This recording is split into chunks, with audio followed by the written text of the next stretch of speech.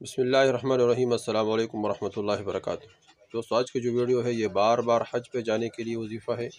اس طرح بار بار عمرے پر جانے کے لیے وظیفہ ہے۔ یہ وظیفہ بہت زبردست ہے، بہت آسان ہے۔ مولانا مکی رحمۃ اللہ علیہ جو مکہ کے اندر مقیم ہے اور مکہ کے اندر درس دیتے ہیں، بیت اللہ کے اندر جو گیا ہے وہ ان لوگوں نے ان کے ساتھ ملاقات کیا ہے۔ ہم گئے تھے، ہم نے بھی ملاقات کی الحمدللہ۔ تو وہاں وہ بیٹھتے ہیں ظہر عصر کے بعد یا فجر کے بعد، لوگ ان سے سوالات کرتے ہیں۔ تو ایک آدمی نے ان سے سوال کیا اور عرض کیا کہ حضرت ایسا کوئی عمل بتائے کہ بار بار اللہ جل شانہ حج اور عمرے کی توفیق عطا فرمائے۔ تو انہوں نے چند باتیں عرض کیا اور فرمایا کہ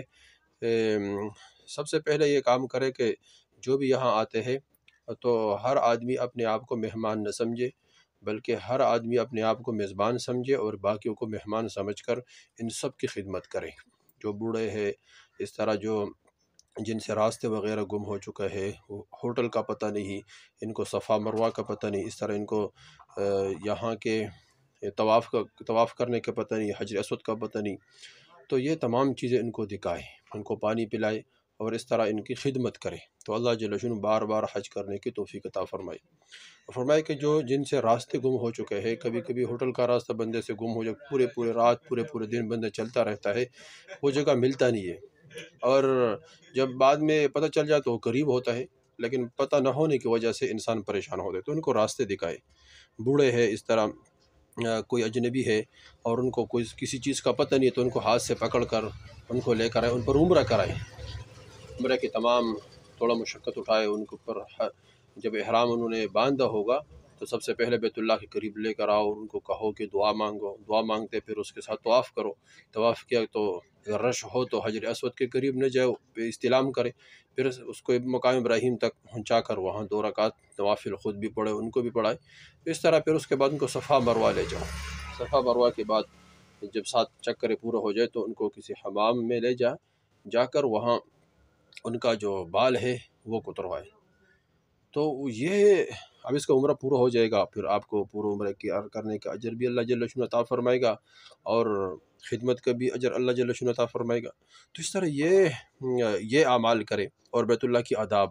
جتنے بھی بیت اللہ کے آداب ہے، وہاں باتیں کرنا اونچی آواز پر اس طرح، اور وہاں بد نظری کرنا، یہ تمام چیزیں منع ہے، اور اس طرح لڑائی جھگڑے کرنا، کوئی سخت بات کرے تو قرآن کا حکم ہے کہ لا فسوق ولا جدال، نہ لڑائی کرے، نہ جھگڑے کرے، نہ کوئی فحش بات کرے، نہ کوئی فحش کام کرے، بد نظری نہ کرے، اس طرح تو تمام چیزوں سے اپنے آپ کی حفاظت فرمائے، اور تو انشاءاللہ اللہ جل شانہ اور بیت اللہ کی سخت محبت دل میں ہو، جب بندہ دیکھتا رہے تو محبت بڑھتا رہے، کبھی بھی ادبی نہ ہو، کبھی محبت کم نہ ہو، کبھی بیت اللہ کی قدر و قیمت میں انسان کے دل میں کمی نہ آ جائے، تو انشاءاللہ اللہ جل شانہ اس طرح مسجد نبوی میں بھی اس طرح کریں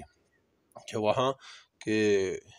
جو جتنے بھی اعمال ہیں وہ پابندی کے ساتھ کرے، حضور صلی اللہ علیہ وسلم کی جو روضہ ہے ان پر سلام کرے۔ بہرحال انہوں نے یہ سارے اعمال بھی بتائے کہ یہ آداب بھی کرے، اور ساتھ ساتھ ایک وظیفہ فرمائے کہ جب یہ وظیفہ جو آدمی کرتا ہے تو اللہ جل شانہ بار بار حج اور عمرہ کرنے کی توفیق عطا فرمائے۔ تعداد نہیں ہے، بس یہ مسلسل پڑھتے رہنا اور چھوڑنا نہیں ہے، مسلسل پڑھے اور دل میں حج اور عمرے کی نیت بار بار دہرائے، اور سوچ و فکر بیت اللہ اور اس طرح مسجد نبوی اور اللہ جل شانہ کے گھر اور حضور صلی اللہ علیہ وسلم کی قبر اطہر کی زیارت، یہ تمام چیزیں ذہن میں رکھ کر اور یہ وظیفہ پڑھے، یہ آیات بار بار دن میں 100 مرتبہ پڑھے، 200 مرتبہ پڑھے، 500 مرتبہ پڑھے، لیکن بار بار پڑھے۔ کون سی آیات ہے؟ سورہ قصص آیات 85، سورہ قصص آیات 85۔ ان الذین فرض علیک القرآن لرادوک الی معاد قل ربی اعلم من جاء بالہدی ومن هو فی ضلال مبین۔ قرآن کھول کر سورہ قصص نکالے اور اس میں 85 نمبر آیات نکالے، یہ یاد کرے، اس میں چند منٹ لگیں گے، یاد کرو، پھر اس کو پڑھتا رہنا کرے، انشاءاللہ اس کی وجہ سے اللہ جل شانہ بار بار حج اور عمرے کی توفیق عطا فرمائیں گے۔ دوسرے وظیفہ خود کرے، آگے شیئر کریں تاکہ سب کو فائدہ ہو اور سب اس سے فائدہ اٹھائیں۔ والسلام۔